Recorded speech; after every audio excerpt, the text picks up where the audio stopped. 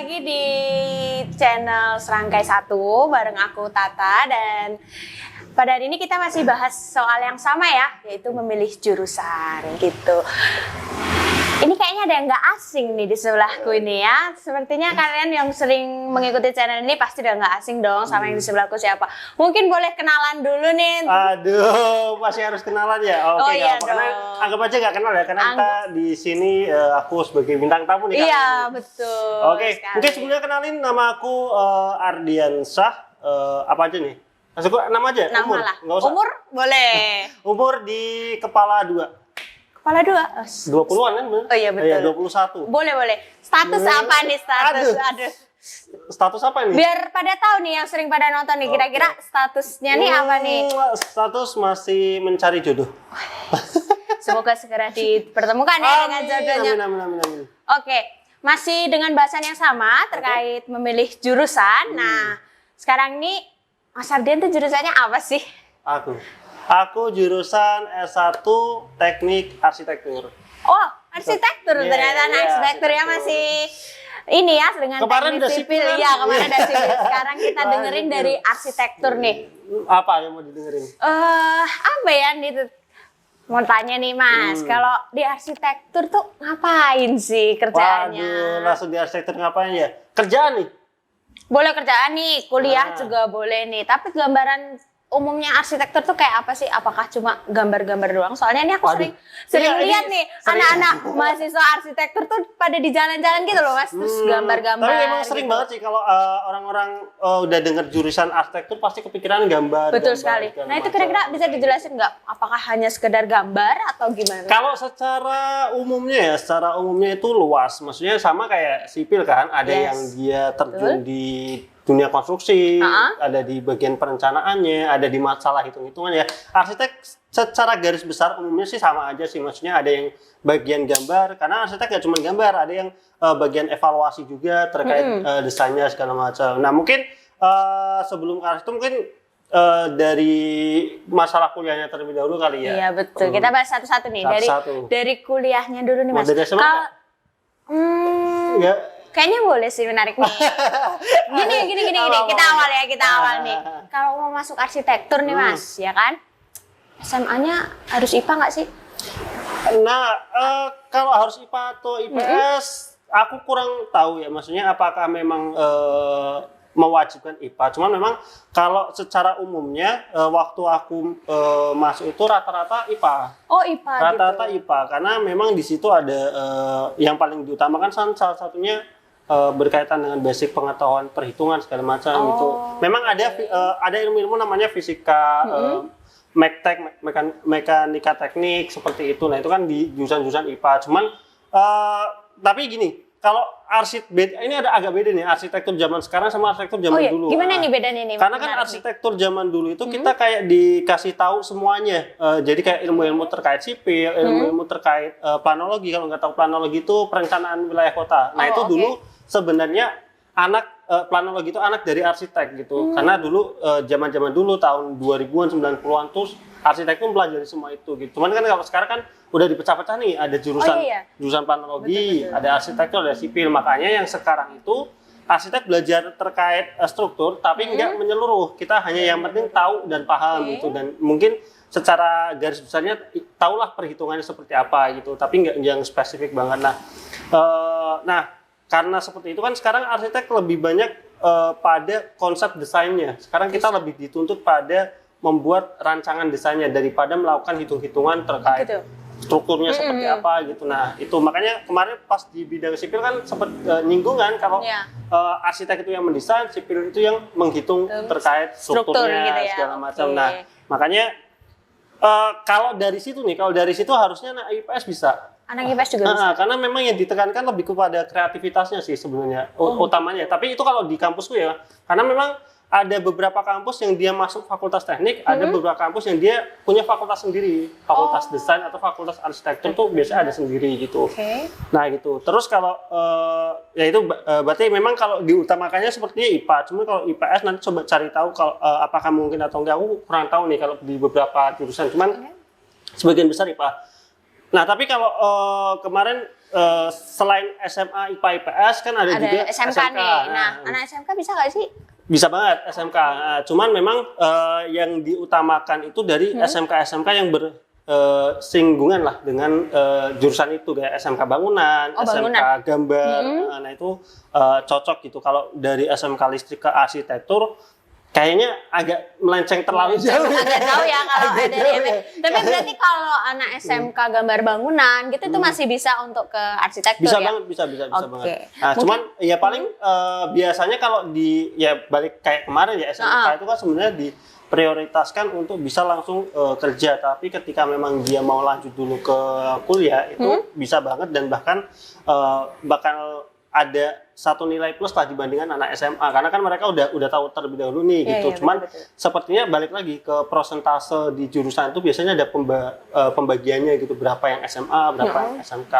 Mungkin secara prosentasenya karena jumlah SMK itu kan kalau harusnya lebih dikit dong daripada SMA ya. Iya. Nah, itu kan juga prosentase masuknya biasanya lebih sedikit, tapi ya sangat memungkinkan gitu untuk masuk. Oke, berarti untuk SMA dan SMK itu masih memungkinkan ya untuk sekarang. Bisa banget. Terus nih, kalau mau masuk arsitektur nih Mas, ada ujiannya nggak sih? Harus dari awal udah harus bisa gambar nggak sih? Kan kalau sepenangkapanku dulu adalah masuk arsi, ya pasti dites gambar gitu kan.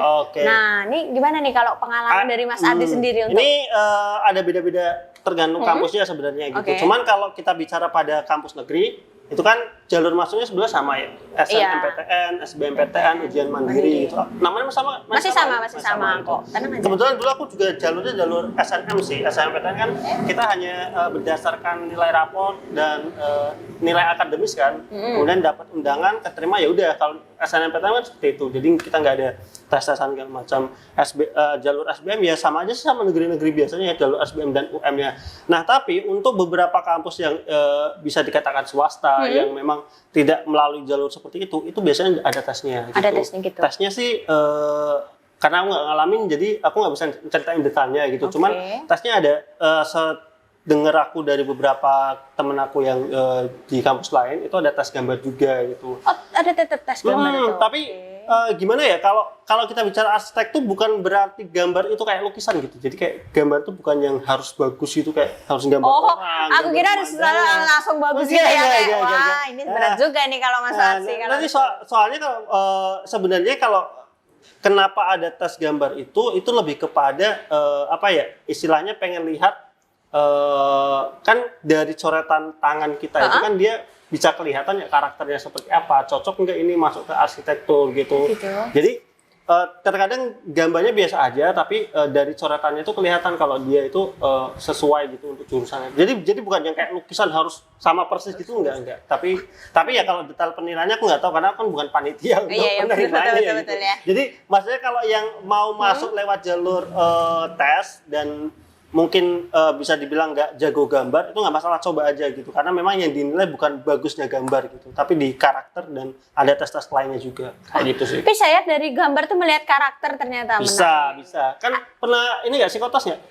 Psikotes aku kebetulan belum pernah psikotes nih, belum pernah. Karena kalau di pengalaman psikotes itu kan juga ada yang psikotes untuk ngegambar gitu. Nggak biasanya ada rumah, pohon gitu, gambar rumah pohon. Nah, nanti di situ kelihatan tuh karakternya, kayak dari goresan tangan aja kan kelihatan ada yang tebel, ada yang tipis. Dari kertas A4 tuh ada yang mulai dari pojok kanan, ada yang nyoretnya di tengah dan di bawah, itu ada artinya semua gitu. Itu kalau anak psikologi harusnya jauh lebih. Itu lebih ke psikologi ya. Tapi anak arsitektur nggak mempelajari. Enggak mempelajari itu, cuman untuk tesnya itu ya kan untuk melihat karakternya. Terus nih Mas, mau tanya terkait kuliahnya. Kuliahnya nih berat nggak sih jadi anak arsi? Kayaknya tuh kalau aku lihat anak arsi ya, sepenangkapanku nih, itu tuh selalu kayaknya 24 jam tuh kurang gitu loh Mas. Masa sih? Arsi mana dulu ya, tapi coba nih ceritain nih terkait kuliah nih, gimana nih kuliahnya di arsi nih? Kuliahnya ya, kalau mungkin dari awal masuk kali ya, dari awal masuk. Kalau di awal masuk emang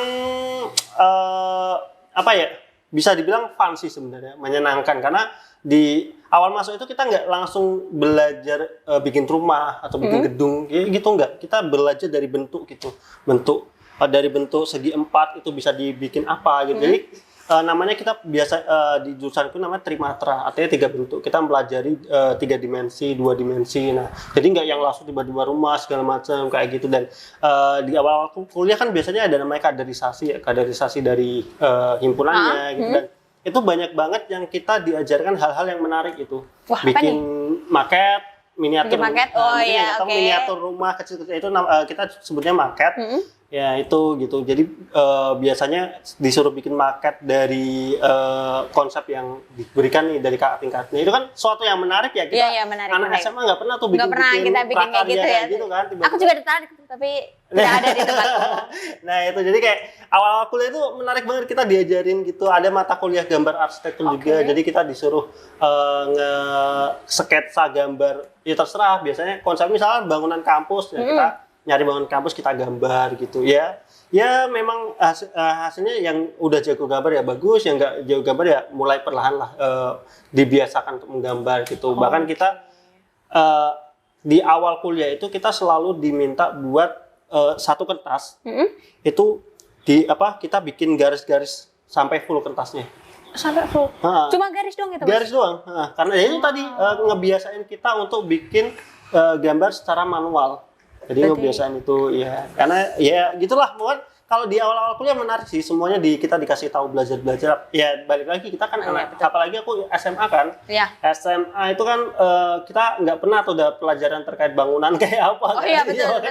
Makanya masuk kuliah arsitektur sesuatu yang seru karena kita ya banyak dikasih tahu kayak gitu. Nah kalau pertanyaannya mulai beratnya memang nanti masuk di pertengahan kuliah ya, berarti di semester 3, 4, 5, 6 lah kayak gitu. Karena di semester 3 itu sudah mulai mata kuliah perancangan. Jadi kalau di semester 1 2 itu belum masuk perancangan, masih namanya trimatra tadi yang belajar bentuk itu. Kalau di kampusku dulu di 3 4 tuh udah masuk perancangan. Jadi kita satu semester itu, satu mata kuliah perancangan itu outputnya adalah membuat desain. Semester 3 itu dulu bikin rumah tinggal 2 lantai. Jadi satu semester itu tugasnya cuma satu itu, dan biasanya nggak ada jam kuliahnya. Emang nggak ada gitu? Nggak ada jam kuliahnya. Kita jadi kayak sistemnya konsultasi aja sih, konsultasi mingguan gitu. Jadi kalau kuliahnya enak, banyak yang kosong. Kayak seminggu itu biasanya kalau misalkan jam pagi sampai sore itu keisi full, paling seminggu 2 hari maksudnya. Enak sekali kampusku ya. Enak sekali ini ya.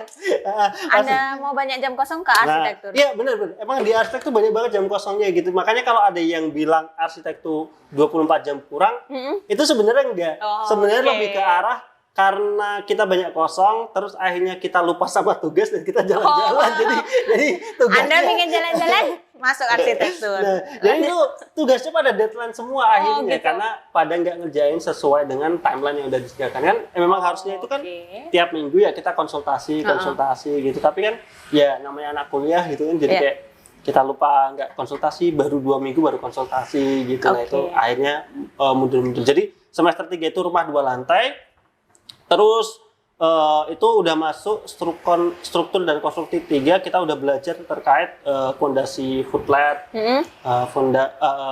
atap bajaringan gitu. Kalau di semester 1 2 itu strukturnya kita struktur kayu dan fondasinya masih batu kali gitu. Tapi kalau di perancangan 3 ini kita masih dituntut untuk manual, gambarnya manual. Jadi nggak pakai komputer, laptop ya. Banyak sekali ya gambarnya. Agak ya. Makanya tips kalau misalnya masuk arsitektur sebaiknya sediakan meja kaca. Meja kaca ya yang bisa buat ngeblat.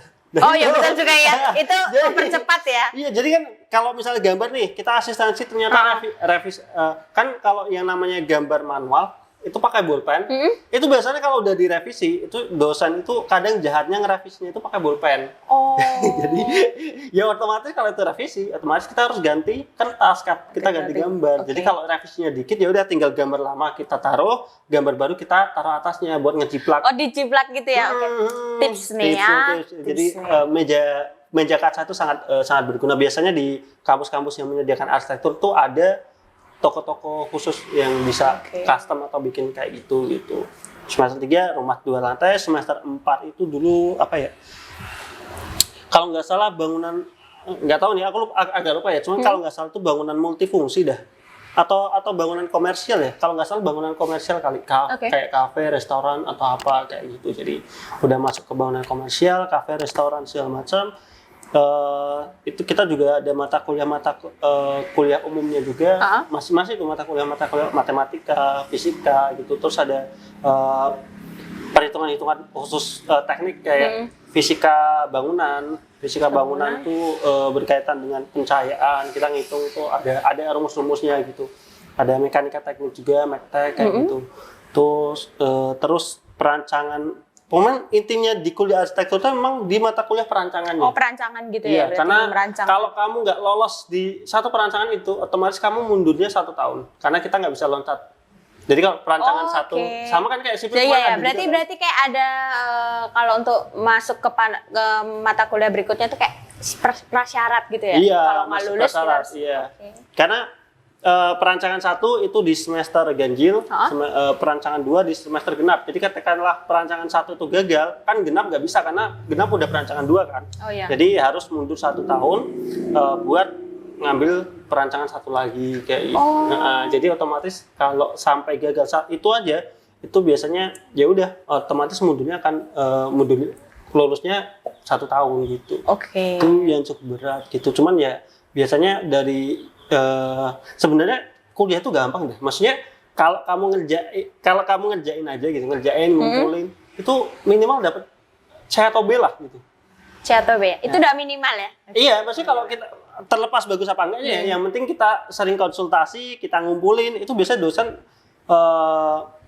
ngasihnya B. C itu sebenarnya udah jahat banget sih dosen ngasih C gitu. Kalau misalkan kita asistensi terus dan ngumpulin itunya gitu, karena kan dosen juga paham yang namanya kita belajar itu kan bertahap ya, nggak mungkin dong perancangan 1 tiba-tiba bisa desain rumah yang sangat bagus kan, nggak mungkin juga gitu. Mungkin tapi maksudnya untuk beberapa orang aja gitu. Jadi ya itu tipsnya, yang penting kerjain aja tugasnya. Jadwal asistensi tiap minggu ya dilakuin gitu. Kadang yang males tuh kalau asistensinya nggak di kampus karena dosennya di rumah gitu, kita harus nyamperin ke rumahnya. Nah itu tapi seru itu kayak gitu ya. Aduh, karena kadang juga dosennya udah disamperin di rumah, tidak ada di rumah. Nah, itu jauh lebih seru.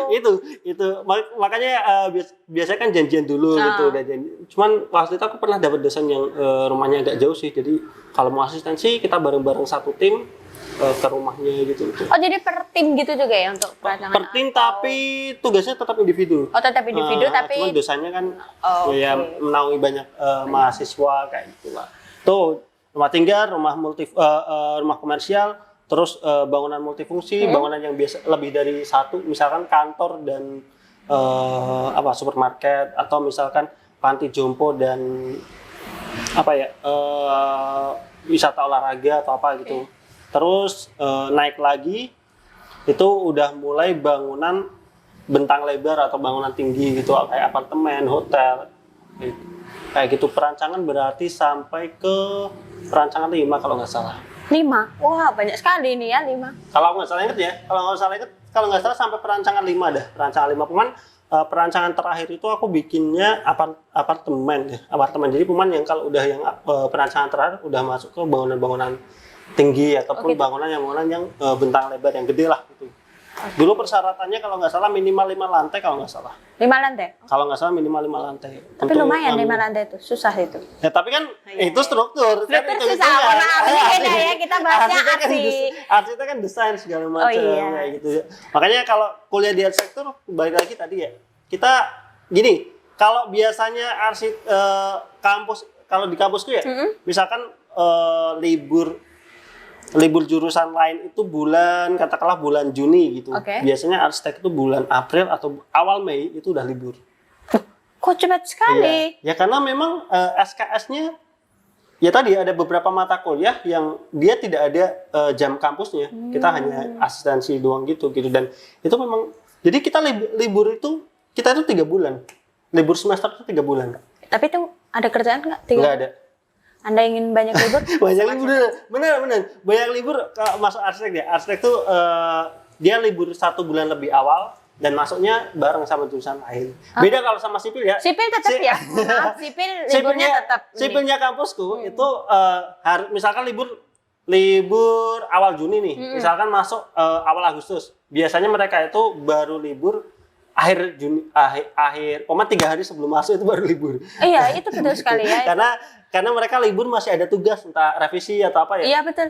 Anda mau banyak libur masuk arsitek. Kalau arsitek enggak. Kalau arsitek udah libur tuh biasanya kita udah semua kecuali ada sistem remedial ya. Iya, ada Remedial pun paling cuman beberapa pertemuan aja sih. Jadi nggak terlalu menguras. Ya itu aja sih. Mungkin karena akhirnya jam kuliahnya cukup padat.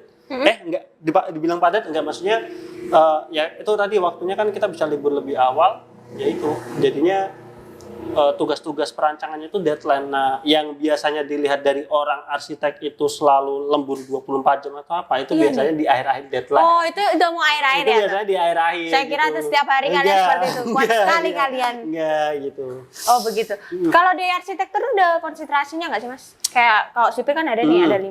Nah, kalau arsi gimana nih? Ada sih, kita ada mata kuliah pilihan, tapi itu nantinya itu nggak terlalu ngaruh pada bidang skripsi ataupun lulusannya seperti apa gitu. Okay. Kita intinya hanya ada mata kuliah pilihan. Kalau di kampusku dulu mata kuliah pilihannya ada arsitek pariwisata, kemudian ada arsitektur pedesaan, kemudian ada real estate, apa lagi ya? Arsitektur modern ya, ada sih beberapa jenis gitu. Dulu aku ambilnya real estate gitu kan. Real estate cukup menarik gitu kita untuk bisa mengkonsep. Kalau dulu aku di real estate tuh kita mengkonsep sebuah perumahan gitu. Lahannya seperti apa, kita disuruh nge-plotting perumahan gitu. Kan dia juga ada aturan-aturannya. Perumahan tuh biasanya tipe berapa, terus dari tipe itu nanti presentasinya seperti apa. Nah, itu kita belajar itu. Arsitektur pariwisata itu kalau cerita dari temanku enak tuh, jadi jalan-jalan gitu. Anda ingin jalan-jalan ambil arsitek. Wah, arsitek udah nggak usah ditanya lah kalau masalah jalan-jalan. Bahkan semester 1-2 aja kita udah ada kita biasanya ada ekskursi, studi ekskursi. Jadi gitu, kita jalan-jalan. Jalan-jalan. Enak ya jalan-jalan. Dulu ke Jogja kita ke Gua Maria ya benar. Iya, betul. Gua Maria yang di Jogja itu karena arsiteknya siapa? Lupa aku. Kemarin itu. Saya kok juga lupa namanya tiba-tiba ya. Mangun Wijaya. Bukan. Iya, Romo Mangun. Oh, Romo Mangun. Romo Mangun Wijaya. Ke Gua Maria, terus waktu itu sempat ke kampus UII. Itu kan karena di tengahnya kan ada situs kan, di UII itu ada situs pada saat pembangunan ditemukan situs prasejarah gitu. Makanya kita ke situ, situsnya itu dipertahankan dan desainnya itu kemudian mengikuti dari situsnya itu, jadi dibuat melingkar gitu. Nah itu kan kita diajarin itu terkait arsitektur itu harus mencintai alam. Bahkan ada dosen-dosenku yang mengatakan kalau kamu bikin nih ada tanah luas, terus di tengah ada satu pohon, itu sebisa mungkin pohonnya jangan ditebang. Bikinlah desain yang pohonnya itu biar tetap ada di situ, tapi desainnya ngikutin dari pola. Wah itu arsitek-arsitek istilahnya memang yang banyak ilmu yang diajarkan ke kita gitu, karena ya balik lagi yang menjadi nilai positif dari kita belajar di Indonesia ya culture-nya kan, budaya culture-nya gitu. Karena kalau kita itu yang nggak kita pegang, kita akan kalah dengan arsitektur luar gitu. Luar negeri kan ya secara sistem pendidikannya mungkin secara keilmuannya mungkin lebih advance lah dari kita, tapi kan kita punya nilai positifnya di gitu, di culture-nya segala macam. Menarik sekali nih. Tapi itu nggak ngaruh tadi ya, aku sebenarnya nggak terlalu ngaruh di tugas akhirnya. Kita di arsitektur tuh nggak ada skripsi. Nggak ada skripsi, luar biasa. Nggak ada skripsi. Harusnya saya masuk arsi dulu ya. Gimana nih? Nggak, mending kamu S2 lagi dah di arsitek. Aduh, bisa nggak sih? Ya bisa, cuma udahlah, sudah terlanjur di teknik sipil, saya lanjutkan teknik sipil saja. Kalau di arsitektur tuh kita nggak ada skripsi, ada tugas akhir. Tugas akhir arsitektur itu sama kayak ya istilahnya kayak perancangan sebenarnya. Tugas akhirnya itu kita ada pertama ada sidang proposal ya. Sidang proposal ya. Sama. Jadi kita ngajuin, kita dapat ini dosen pembimbingnya, terus kita konsultasi judul yang mau kita ambil. Dulu aku ngambil 2 judul, satunya terkait teaching farm kampus Undip di Kabupaten Batang. Itu project asli. Terus yang kedua itu hotel and resort apa apartemen aku lupa gitu. Cuman 2 judul itu kan. Ya udah, kita sidang proposal, kita sampaikan di sidang itu awal mula kenapa kita mau ambil itu, apa yang menjadi nilai plus dari judul kita segala macam. Akhirnya dari sidang proposal kepilihlah 1 judul. Apa itu? Aku waktu itu yang teaching farm kampus Undip di Kabupaten Batang. Kebetulan karena dosen pembimbingku itu yang megang proyeknya juga untuk sebagai arsiteknya juga di situ, makanya pas banget lah. Dan aku kan juga asal dari Kabupaten Batang kan, jadi untuk survei lokasi dan lain-lainnya sesuai lah gitu. Terus dari sidang proposal lanjut, namanya kita ada sidang LP3A. Apa itu? Aku itu kepanjangannya kok asing ya, saya juga nggak pernah dengar itu. Aku kepanjangannya agak lupa ya. Laporan intinya gini, LP3A itu kayak dasar-dasar kita merancang gitu. Jadi ada latar belakang, ya kayak makalah lah istilah kayak gitu. Ada latar skripsi kayaknya. Ada latar belakang juga. Nah, mirip-mirip skripsi gitu. Tapi fokusnya pada dasar-dasar perancangannya sih. Jadi ada latar belakangnya. Kemudian dari teaching farm itu dijelaskan kan yang dimaksud teaching apa, farm apa, isinya penjelasan-penjelasan gitu. Terus karena kita udah dapat lokasinya itu dijelaskan. Terus kita juga di situ menjelaskan terkait detail ruangan-ruangan apa aja sih yang dibutuhkan gitu ya. Perkampusan berarti kan ada ruang kuliah, ruang lab, itu dijabarkan semua di sana beserta luasan-luasannya gitu. Untuk ngitung intensitasnya di situ juga muncul kan KDB-nya berapa, KLB-nya berapa. Dan kalau proyeknya real itu biasanya kita minta data juga ke pemerintah setempat. Kalau di situ tuh batasan intensitasnya berapa kayak gitu. Jadi mungkin mirip skripsi ya, tapi aku nggak tahu karena aku nggak skripsi kan. Intinya LP3 itu gitu. Dan LP3 ini yang bisa dibilang paling sulit gitu kalau bagi aku ya. Paling sulit. Relatif ya, karena sulit itu. Iya. Sebenarnya di tiap tugas perancangan arsitektur yang tadi 1 sampai 5 itu kita selalu ada LP3A gitu. Cuman karena LP3-nya itu kelompok, itu aku dulu nitip. Nitip gimana nih maksudnya kok agak ini ya, nitip tuh nitip buatin atau nitip gimana ya kan gitu. Karena LP3-nya 1 dibikin 5 orang, jadi akhirnya ada yang lebih berkontribusi banyak gitu.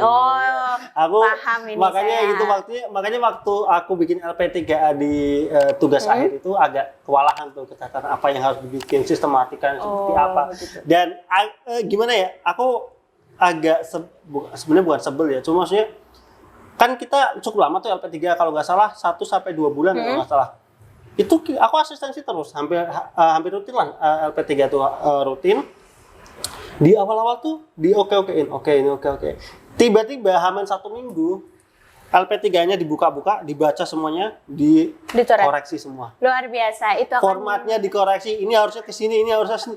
Astagfirullah. Jadi kayak hamin 1 minggu, bahkan kurang dari 1 minggu. Akhirnya itu ya udah, itu terpaksa lembur, nggak tidur, ngoreksi format segala macam gitu. Makanya kalau yang mau tugas akhir bikin LP3A atau bikin skripsi, belajarlah cara bikin daftar isi otomatis, daftar gambar otomatis, kayak penomoran. Wah, itu sangat penting banget gitu, karena kalau nggak tahu biasanya kan manual tuh, ketika halamannya berubah otomatis dari awal sampai akhir dirubah semua lagi, kan gitu. Makanya ilmu di Microsoft Word itu sangat penting buat bikin laporan-laporan kayak gitu. Terus sidang laporan LP3A-nya kan, kita jelasin semua isinya seperti apa. Ketika kita masuk pada tahap namanya eksplorasi desain. Apa itu? Eksplorasi desain itu kita bikin konsep bangunannya seperti apa, tapi nggak yang langsung jadi lebih ke gubahan massa, bentuknya seperti apa. Jadi eksplorasi desain itu kurang dari 1 bulan kalau nggak salah. Lanjut ya? Ya, lanjut. Ya, eksplorasi desain itu ya sampai istilahnya desainnya itu masih bentuknya seperti apa gitu, belum yang sampai desain final itu. Sidang eksplorasi desain selesai, masuk ke desain final ya kita sampai outputnya bangunan jadinya seperti apa gitu. Jadi detail tuh gambar arsitektur, gambar struktur, gambar utilitas itu dilampirkan semua. Biasanya ada beberapa dosen yang mensyaratkan untuk dibikinkan video. Nah, jadi kan kita bikin 3D-nya juga kan dari SketchUp, biasanya SketchUp kalau di kampusku. Nah, itu di rendering, terus ada yang minta untuk dibikin video karena nanti itu ada nilai tambahnya gitu. Yang paling berat sih di market final itu karena waktunya itu cukup terbatas ya di final tuh biasanya banyak yang marketnya itu pesan. Dan itu nggak masalah sebenarnya. Pesen tuh berarti bikin di orang gitu? Iya, minta bikin orang. Gitu. Nah itu banyak sih. Kalau kampusku kayaknya itu nggak jadi masalah sih, karena untuk market itu ya? Karena yang terpenting di kita sebenarnya lebih kepada desain kita seperti apa. Karena itu kan kalau bikin market itu kan istilahnya bukan kewajiban keterampilan dari lulusan arsitek gitu. Makanya banyak yang pesan dan lumayan juga kan akhirnya waktu kita bisa fokus buat gambarnya atau desain-desainnya kayak gitu. Tapi dulu aku waktu itu nggak pesen dan ya bisa dibilang jelek hasilnya. Makanya. Berarti buat sendiri ya? Buat sendiri gitu. Aku kira dulu arsi itu harus selalu pakai market, harus bisa buat market. Harus, sebenarnya harus. Cuman kalau ya kan, tapi kan pada dunia kerjanya kita yang nggak bikin marketing kayak gitu. Pada dasarnya sepertinya semua lulusan arsitek itu sebenarnya bisa bikin market. Karena kita selalu dituntut setiap produk kita itu dibikinkan market, bisa di perancang-perancangan pun kita diminta buat market segala macam. Ya udah kalau udah lulus, udah sidang akhir lulus. Nah, tapi kalau misalkan ada yang nggak lulus di salah satu sidang, itu biasanya ya gugur. Kayak misalnya gagal di sidang eksplorasi. Kalau sidang eksplorasi itu sepertinya masih bisa untuk lanjut. Tapi kalau kayak di sidang LP3A gagal, itu harus ikut periode berikutnya untuk ngambil judul lain kayak gitu. Jadi total ada berapa sidang ini? Berapa tadi? Proposal, LP3A, eksplorasi desain, sidang akhir. Kurang lebih 4. Ada 4 sidang kan? 4 kali sidang. Teknik sipil cuma 2 kali cukup. Ini 4, agak banyak sidangnya ya. Tapi menarik. Terus prospek kerjanya tuh apa sih Mas kalau di RC? Apakah hanya gambar-gambar aja? Atau ada yang lain? Nah, mungkin sama kayak tadi yang aku awal bilang ya, kalau prospek kerjanya, utamanya kan pasti menjadi arsitek ya. Iya betul. Yang namanya jurusan arsitek kan menjadi arsitek. Untuk prospek kerja utama menjadi arsitek, tapi nanti mungkin aku jelasin gitu. Gampang nggak sih untuk menjadi arsitek, karena di awalnya aku agak bingung nih, kenapa ini harus disampaikan ke mahasiswa awal gitu, karena pas awal kita selalu dibilangin kalau yang masuk jurusan arsitek untuk menjadi benar-benar arsitek itu biasanya hanya kisaran 15-20%. Wow, sedikit sekali nih. Yang benar-benar dia akhirnya menyandang titel arsitek ya. Arsitek. Artinya titel arsitek itu ada orang yang memang sudah punya keahlian di bidang itu dan ya sudah punya titel lanjutan. Titel lanjutan nanti tak jelasin lah titel lanjutan seperti apa. Wah, sepertinya ini menarik, tapi kita jangan bahas di sini, nanti terlalu panjang. Oh gitu. Okay. Mungkin di segmen lain kali ya. Dibuat segmen lain karena ini sepertinya menarik sekali. Kenapa hanya 15-20%? Oke, boleh. Kayak udah sempat cerita ya. Iya. Tapi mungkin akan ada ya penasaran kan kok cuma 15 dan 20 sedikit sekali gitu ya. Nah, itu pun arsitek kalau di dunia konstruksi banyak ya, menjadi pengawas, menjadi QC. Kita kan juga diajari terkait RAB, mungkin di bagian lapangan-lapangan kayak gitulah istilahnya bisa gitu. Dan lulusan arsitek kan juga ijazahnya kan ada beberapa pekerjaan yang mungkin menerima secara keseluruhan jurusan apapun, itu tetap bisa untuk daftar di jurusan apapun, mau di bank atau di apapun bisa kayak gitu, yang istilah melenceng dari arsitekturnya gitu. Cuman satu yang benar-benar aku kagumin dari lulusan arsitek itu adalah kita itu sepertinya lebih bisa survive untuk bisa membangun konsultan sendiri gitu ataupun freelance sendiri kayak gitu. Karena menarik nih. Ya, arsitek artinya lulus kita sudah paham terkait desain seperti apa, bangun seperti apa kayak gitu. Makanya biasanya banyak banget temanku, sebenarnya termasuk aku juga gitu. Akhirnya bikin freelance sendiri nih, bikin freelance sendiri. Kita menawarkan jasa desain, kan banyak kan orang mau bangun rumah atau mau bangun ruko atau mau desain interior. Nah, itu belum punya PT nih, kita belum tapi bikin CV. Freelance gitu. Iya, ada freelance itu, dan itu lulusan arsitek sangat terbuka gitu untuk itu kayak gitu.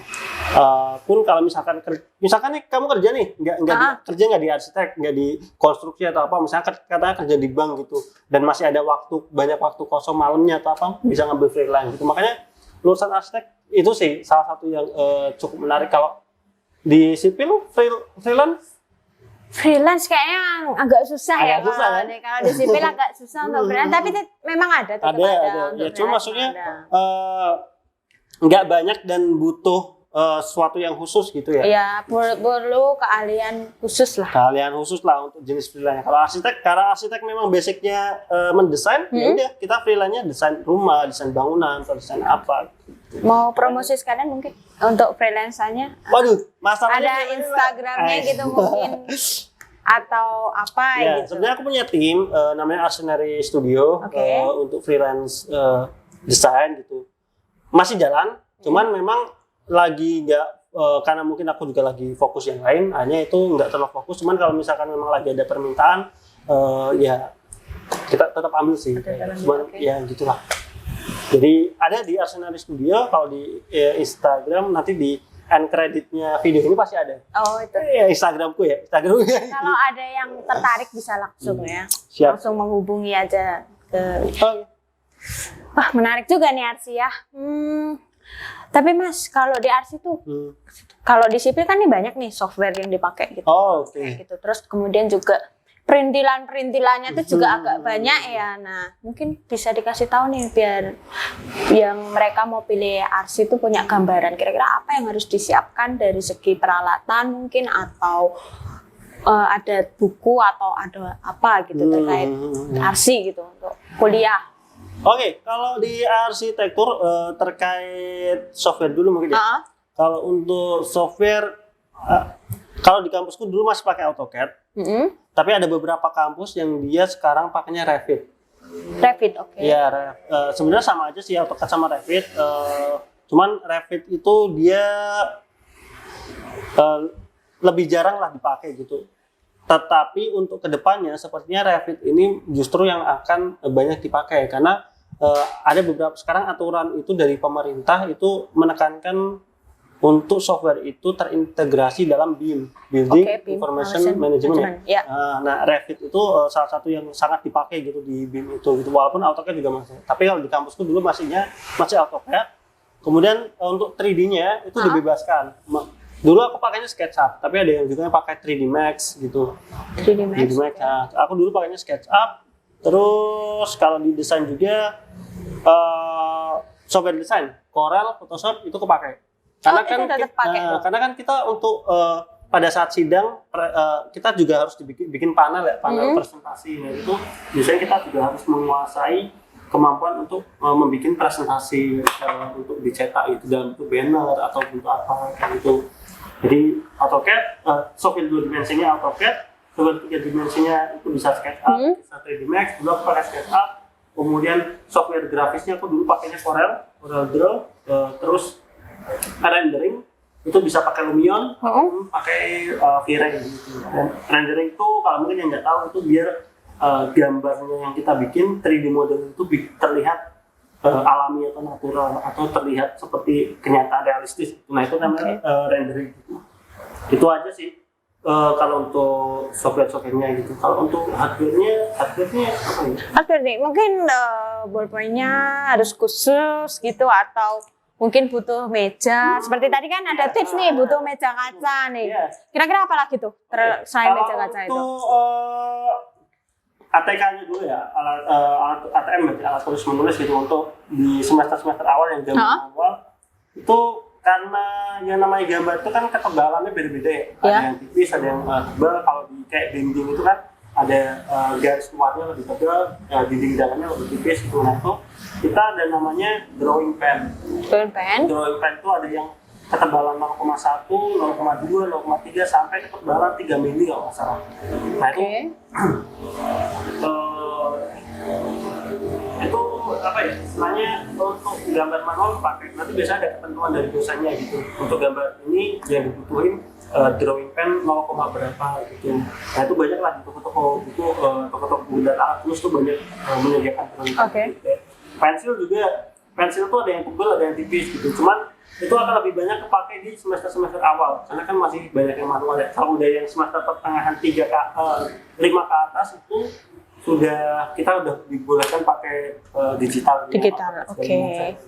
Meja kaca itu masih akan kayaknya kan terus kepake sampai tugas akhir karena pas kalau bikin market sendiri itu kan motong-motong kertas. Oh ya, di kaca lebih ini ya. Kaca lebih enak kan segala macam kayak gitu.